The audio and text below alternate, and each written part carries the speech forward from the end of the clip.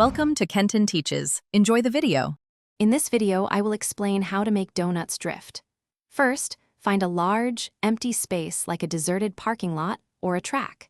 Make sure there are no obstacles or other people nearby. Your car should be in good working order, especially the tires and brakes. Disable any electronic aids like traction control or stability control for better control. A rear-wheel drive car is ideal for this maneuver. To begin, turn your steering wheel sharply, about 1/2 to 3/4 of a turn, in the direction you want to spin.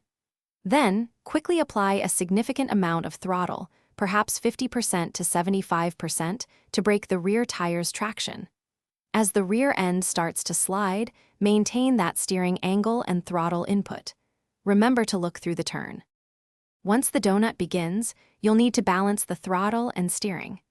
Use the throttle to control the size of your circle. More throttle widens it, less tightens it.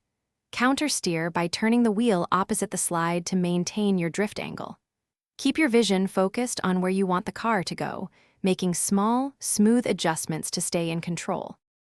To exit the donut, gradually ease off the throttle while slowly straightening the steering wheel.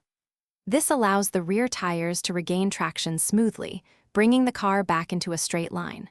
Always prioritize safety, wear your seatbelt, and ensure your vehicle is well maintained.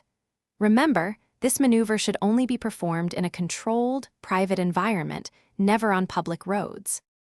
Thanks for watching. Please subscribe if this video was helpful.